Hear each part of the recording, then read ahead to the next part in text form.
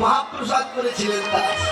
জানেন, অনেকেই তৎকালীন সময় মানুষেরা বলেছিল বাবাজি মহারাজের মাথা খারাপ হয়ে গেছে, কুকুরের আবার মহাপ্রসাদ হয় নাকি? কেউ আসেনি মহাপ্রসাদের দিন, কিন্তু শত শত কুকুর এসে পাক করে সবাই এক লাইনে বসে সেবা করেছিলেন। স্বপ্নে বাবাজিকে বলেছিল, বাবাজি কেউ আসেনি তোমার ডাকে, কিন্তু আমার স্বর্গের দেবতারা তোমার ভক্তের সেবা খেতে আমরা সবাই গিয়েছিলাম কুকুর বেশে।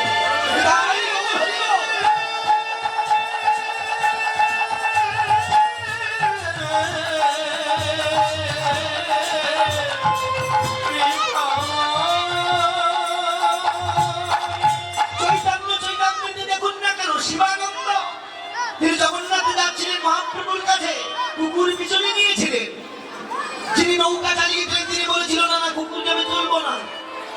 শিবানন্দ বলেছিল যার যত করি হয়, প্রত্যেকের যেমন করি দিচ্ছি কুকুরের বিনিময়েও তোমাকে করি দেবো, তুমি পার করে দাও। জানেন, কুকুরকে পার করে দিল, কুকুরটা নিরুদ্দেশ হয়ে গেল, কোথায় গেল কেউ জানে না।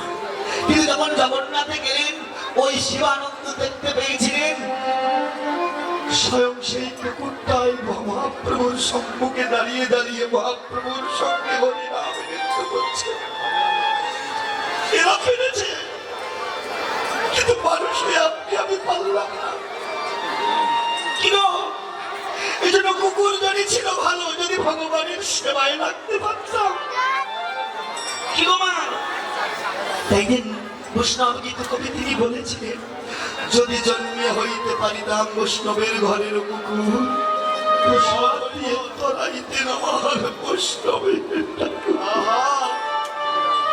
যদি ঘরের কুকুর হতাম, প্রসাদ দিয়ে হয়তো একদিন আমার তলিয়ে দিতেন আমার বৈষ্ণবের ঠাকুর। বাবা, এই জন্য বেলা অবসান হয়ে গেছে গো, আর সময় নাই, চলো তোরা ঘরে যাও। বেলিয়াবো সারহেনি ইহেতে চলিল, বেলিয়াবো সারহেনি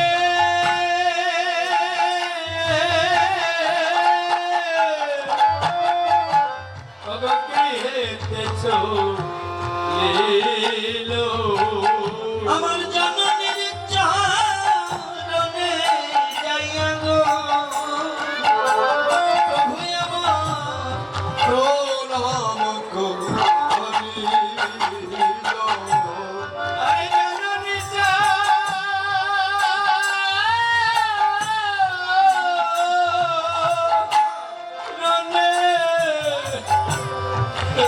যাইয়া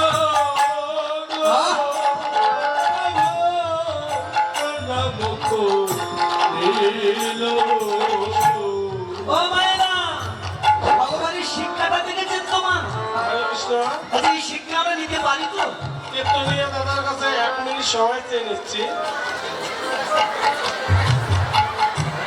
কমিটির পক্ষ থেকে ভক্তবৃন্দুর কাছে আমাদের সাহায্য সহযোগিতা ছাড়া এই অনুষ্ঠান পরিচালনা করা কোনোভাবেই সম্ভব নয়।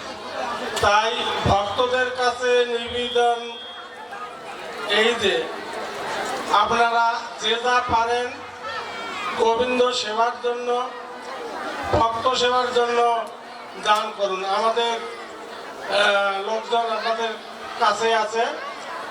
জয় জয় রাধা কৃষ্ণ প্রেমানন্দে, হরি হরি বলো।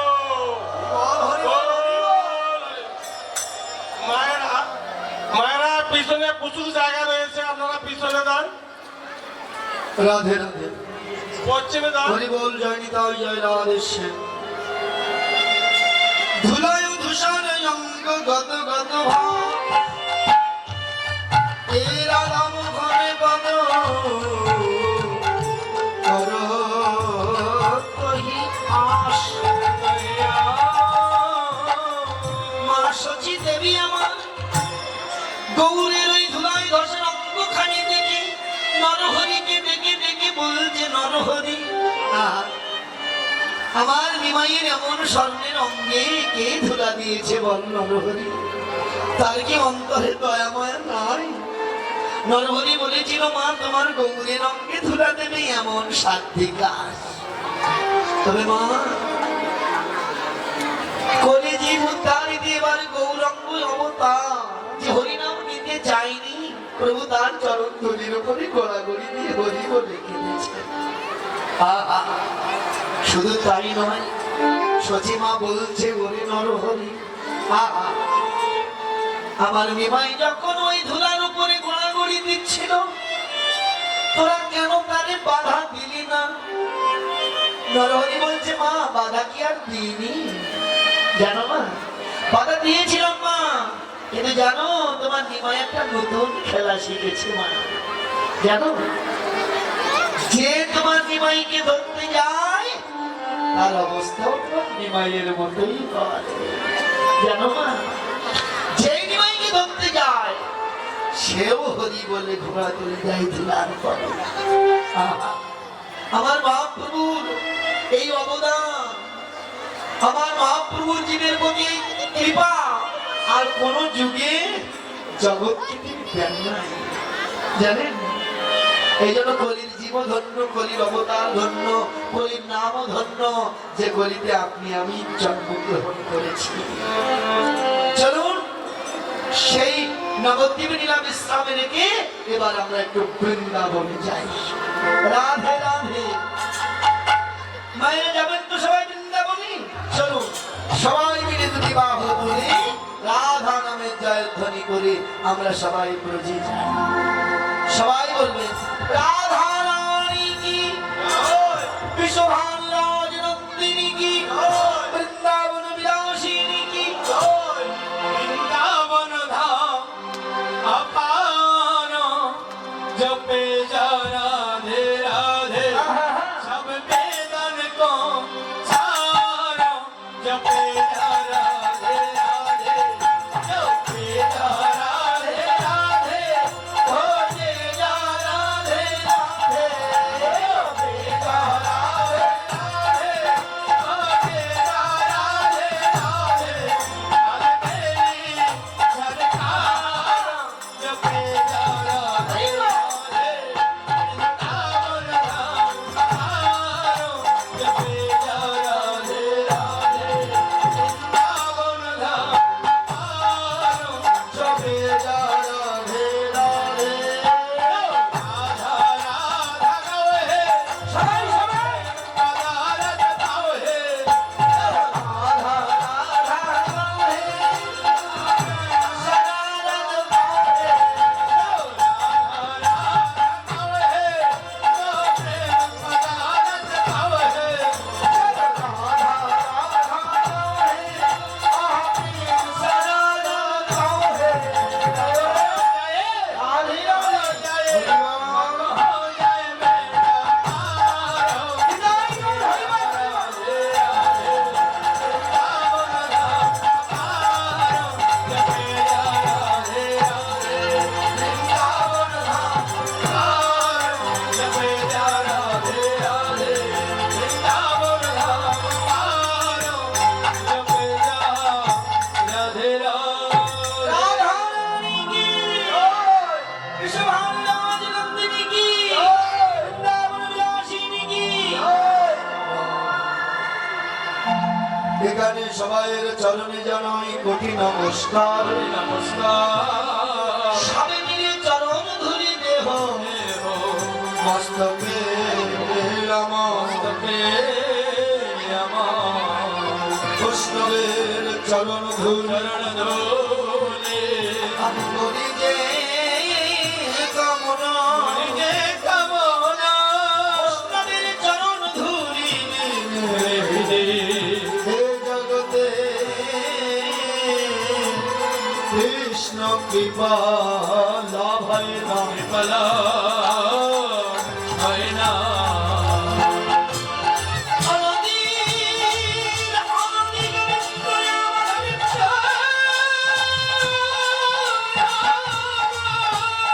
আজ বৃন্দাবনে সকল সঙ্গে নিয়ে রোদ খেলা খেলছি। ভগবান মনে মনে চিন্তা করলে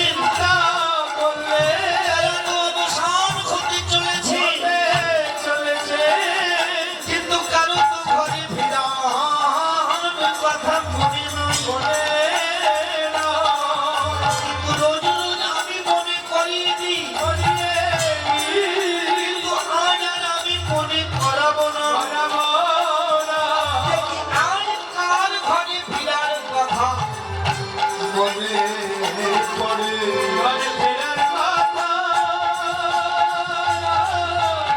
ঘরে ফেরার কথা, ঘরে ফেরার কথা, ফেরার কথা, ফেরার কথা মনে পড়ে।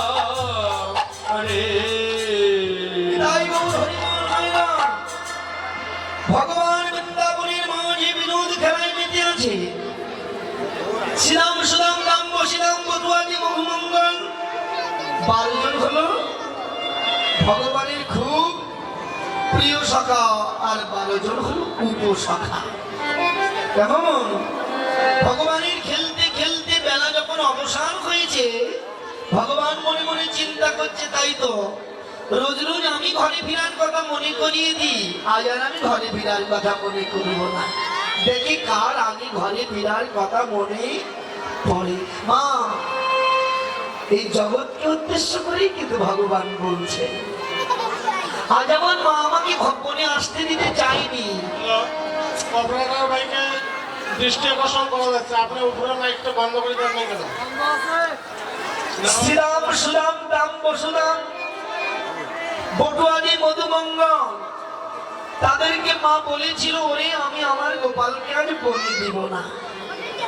শ্রীরাম সুদাম দাম বসুদাম বলেছিল, মা তোমার গোপালকে দাও, আমি কথা দিচ্ছি সকাল সকাল তোমার গোপালকে তোমার কোলে ফিরিয়ে দেব। এ বাবা, শুধু শ্রীরাম সুদাম নয় মা, আপনি আমিও তাই। জগতে যখন এসেছিলাম ভগবানকে কিন্তু কথা দিয়ে এসেছিলাম, প্রভু যাচ্ছি সকাল সকাল তোমার কাছে ফিরে আসবো, বুঝেছেন? কিন্তু সে কথা কারো মনে আছে তো? কারো মনে নাই। এই জন্য ভগবান মনে মনে চিন্তা করছে, আমি কারো মনে করাবো না, দেখি কার আগে ঘরে ফিরার কথা মনে পড়ে। মা মনে করালো না, তবে মনে একজন পড়লো, তার নাম কি জানেন? তার নাম হলো শ্রীরাম সখা। আচ্ছা, শ্রীরাম সখার মনে পড়লো কেন বলুন তো? তত্ত্ব বলছে, শ্রীরাম অর্থাৎ শ্রী অর্থাৎ সুন্দর, দাম অর্থাৎ ভালো দেহ যার, অর্থাৎ যাদের দেহটা সুন্দর থাকতে থাকতে, রস থাকতে থাকতে, যারা গুরুচরণ আশ্রয় করে রসের খবর নিয়েছেন, তারা হলো শ্রীরাম সখা। এবং এই জন্য রস থাকতে থাকতেই সাধন ভজন করতে হয়। রস ফুরিয়ে গেলে আর মাথা ঢুকে মরলেও সেখানে যাওয়া যায় না। শোনো হে রসিক ভাই, পরকীয়া রস আস্বাদন করিতে বড়ই চাতুরি চাই। সময় কালে না ভজলে মন সে ধন পাবে না। সে ধন ধরতে যদি হয়, যখন উজান কানাই কানাই রয়, গোপন তোর ওই মেশিন দিয়ে তোর পুকুর ভরে গে যা। পুকুরের কুল বাদামি, পুকুরের ঘাট বাদামি, মারবি যত ফুটা ফাটা, যদি মতি তাতে না রয়, যদি ফুটা তাতে রয়, পাছে ধন হারাবি বুঝবি শেষে, ফুল দিনে পাবি কাঁটার খোঁচা। বসো মা, বসো বসো। কোথায় যাবে? পয়সা দেবে? যাইনি তাই, বসুন মা।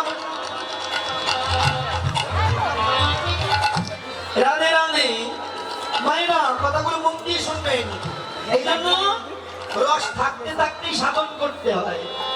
60 পেরিয়ে গেলে আর সাধু সেজে লাভ নেই। কেমন? শুধু দেহে সাধু সাজা যায় না, এই জন্য থাকতে সাধু হতে হয়, সাধু সেজো না। কেমন?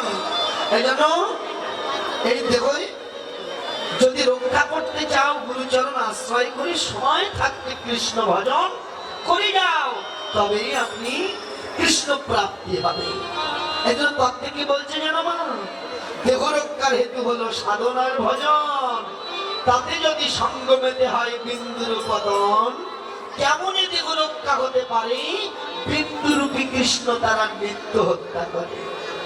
বিন্দুরূপী কৃষ্ণ এই দেহে বর্তমান, মুহূর্তে তেজিলে হয় সমাধি সমান। দেহের চাঞ্চল্য যখন হয় বিপরীত, ভজন ঘরে গেলে নাই আর থাকে হিতাহিত। দেহের চাঞ্চল্য যখন স্থির রূপে নয়, যেভাবে যে ডাকে তার শান্তি জগৎময়। আস্তে আস্তে মায়েরা, আজ এই সমস্ত কথার উত্তর আমরা বুঝি তো? এবার বুঝতে পারি তো? এত সস্তা নয় বাবা। ওই ছেলেদের মাস্টার মশাই ব্ল্যাকবোর্ডে লিখিয়ে দেয় অঙ্ক, বাবা বুঝতে পেরেছিস? হ্যাঁ, বুঝতে সেদিনই পারা যায় যখন পরীক্ষার রেজাল্ট পাই, তাই না? আমাদের অবস্থাও তাই। আমরা কীর্তনে আসি বটে, কীর্তনিয়া যে তত্ত্বের কথা বলে, যে সমস্ত কথা আমরা অনেকে যদি বুঝতাম না, তাহলে আজ আমাদের এই অবস্থা হতো না। কেমন? এই জন্য একমাত্র এই তত্ত্বের রস আস্বাদন করতে গেলে গুরু কৃপা ব্যতি রেখে কেউ সে দেশে যেতে পারে না। আমরাই শত্রু আমাদের। আমরা তত্ত্ব বুঝি না, না জেনে সামান্য সুখের আশায় নিজেকে ধ্বংস করি। বুঝেই দেখি না যে বস্তু হারালাম, আসলে আমি আমাকে কত বড় সর্বনাশের দিকে টেনে নিয়ে গেলাম। এটা আমরা বুঝি না। এই বুঝি না বলে সামান্য সুখের আশায় কর্ম করি। এতে ইন্দ্রিয় সুখ পায়, আমি পাইনি। এ বাবা, সুখ পেল কে? ইন্দ্রিয়। আমি কি পেলাম? আমি কিছুই পাইনি। আজকে প্রশ্ন কি জাগে না আমাদের মনে? জাগে না। যদি জাগতো এ ভুল আমাদের হতো না। যাই হোক, এই জন্য স্বয়ং ভগবান তিনি এসেছিলেন ব্রজে, আবার ঘরে ফিরে যাচ্ছে। কি গো, এগুলো বলছে, যেটা হইতে উৎপত্তি তোতা হইতে ক্ষয়, তাহাই ভজিলে আবার মোক্ষ পদ পায়। জীব যেখান থেকে এসেছিল, আবার সাধনের দ্বারা নিম্নগতি ধারাটাকে ঊর্ধ্বগতি করে সুষমার পথে টান দিয়ে যদি কেউ সহস্র দল পদ্মে নিয়ে যেতে আরে ফিরে বিদায় গৌর হরি বল বলে তার মনুষ্য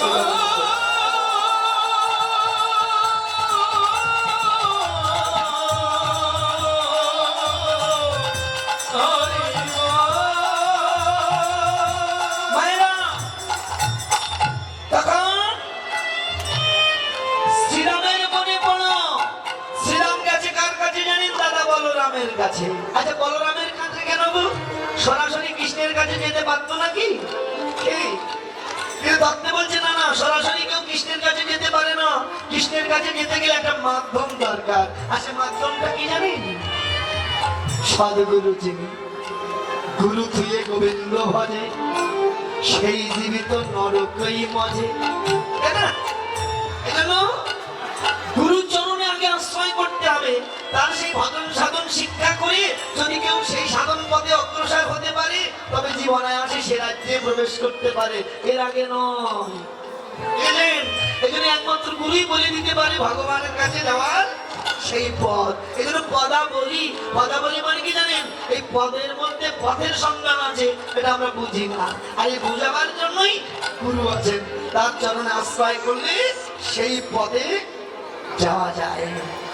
তাই তো বলরামের কাছে গেছেন। বলরামকে বলরাম বলরাম বলরাম বলরাম বলে আরাম।